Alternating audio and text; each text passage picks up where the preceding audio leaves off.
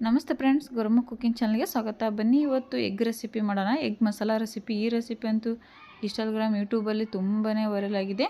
ಈ ರೆಸಿಪಿ ಮಾಡೋದು ಕೂಡ ತುಂಬ ಈಜಿ ಮತ್ತು ಟೇಸ್ಟ್ ಕೂಡ ಹಂಗೆ ಇರುತ್ತೆ.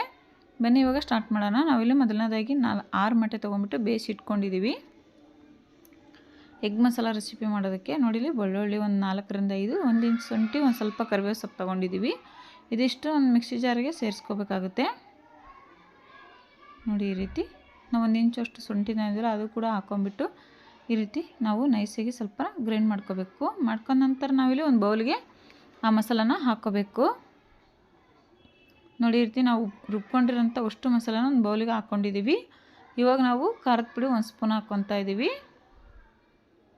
ಖಾರದ ಪುಡಿ 1 ಸ್ಪೂನ್ ಹಾಕಿದ್ಮೇಲೆ ಒಂದು 2 ಸ್ಪೂನಷ್ಟು ಅಡುಗೆ ಎಣ್ಣೆ ಕೂಡ ಹಾಕ್ಕೊಂಡಿದ್ದೀವಿ. ಅಡುಗೆ ಎಣ್ಣೆ ಹಾಕ್ಕೊಂಡು ಖಾರದ ಪುಡಿ ಹಾಕ್ಕೊಂಡು ಚೆನ್ನಾಗಿ ಮಿಕ್ಸ್ ಮಾಡ್ಕೋಬೇಕು. ಇಲ್ಲಿ ರುಚಿ ತಕ್ಕಷ್ಟು ಉಪ್ಪು ಕೂಡ ಹಾಕ್ಕೋಬೇಕು.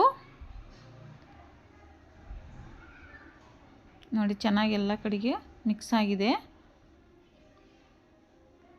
ಇವಾಗ ಈ ಮಸಾಲ ಕೂಡ ರೆಡಿ ಆಯಿತು.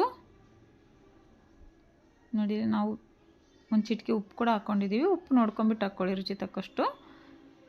ನೋಡಿ ಈ ರೀತಿ ಚೆನ್ನಾಗಿ ಮಿಕ್ಸ್ ಮಾಡ್ಕೋಬೇಕು. ಚೆನ್ನಾಗಿ ಮಿಕ್ಸ್ ಮಾಡ್ಕೊಂಬಿಟ್ಟು ಈ ಮಸಾಲ ಪಕ್ಕಕ್ಕೆ ಇಟ್ಕೊಂಡು ಇಲ್ಲಿ ಬೇಯಿಸಿ ಇಟ್ಕೊಂಡಿದ್ವಲ್ಲ ಆ ಮೊಟ್ಟೆ ತೊಗೊಳ್ಳೋಣ. ತೊಗೊಂಬಿಟ್ಟು ಈ ರೀತಿ ಮಧ್ಯಕ್ಕೆ ಕಟ್ ಮಾಡ್ಕೋಬೇಕು ಒಂದು ಚಾಕುದಿಂದ. ನೋಡಿ ಈ ರೀತಿ ಎಲ್ಲ ಮೊಟ್ಟೆನೂ ಅದೇ ರೀತಿ ನಾವು ಕಟ್ ಮಾಡ್ಕೊತೀವಿ. ನೋಡಿ ಈ ರೀತಿ ಕಟ್ ಮಾಡ್ಕೊಂಬಿಟ್ಟು ಈಗ ನಾವು ರೆಡಿ ಮಾಡಿ ಇಟ್ಕೊಂಡಿದ್ದೀವಲ್ಲ ಮಸಾಲ, ಆ ಮಸಾಲಾನ ಇದು ಎಗ್ಗಿಗೆಲ್ಲ ಹಚ್ಕೋಬೇಕು. ಈ ರೀತಿ ಮಧ್ಯಕ್ಕೆ ಹಚ್ಕೋಬೇಕು. ನೋಡಿ ಈ ರೀತಿ ಹಚ್ಕೊಂಬಿಟ್ಟು ಮತ್ತೆ ಒಂದು ಭಾಗ ಇರುತ್ತಲ್ಲ ಮೊಟ್ಟೆ, ಅದನ್ನು ಕ್ಲೋಸ್ ಮಾಡಿರೋ ಈ ರೀತಿ ರೆಸಿಪಿ ರೆಡಿ ಆಗುತ್ತೆ. ತುಂಬಾ ಸಿಂಪಲ್ಲು ಮತ್ತು ಬೇಗ ಕೂಡ ಆಗುತ್ತೆ. ರೈಸ್ ಜೊತೆ ನೆಂಚ್ಕೊಳ್ಳೋದಕ್ಕಾಗಿರ್ಬೋದು, ನೀವು ಹಂಗೆ ಸ್ನ್ಯಾಕ್ಸ್ ಟೈಪು ತಿನ್ಬೋದು. ತುಂಬ ಚೆನ್ನಾಗಿರುತ್ತೆ. ಒಂದು ಸಲ ಟ್ರೈ ಮಾಡಿ ನೋಡಿ. ನೀವು ಟ್ರೈ ಮಾಡಿ ಹೇಗೆ ಬಂತಂತ ಕಮೆಂಟ್ ಮಾಡ್ದನ್ನು ಕೂಡ ಮರಿಬೇಡಿ. ಹಂಗೆ ನಮ್ಮ ಚಾನಲ್ ಸಬ್ಸ್ಕ್ರೈಬ್ ಮಾಡ್ಕೊಂಡು ಸಪೋರ್ಟ್ ಮಾಡಿ. ವಿಡಿಯೋಕ್ಕೊಂದು ಲೈಕ್ ಕೊಡಿ.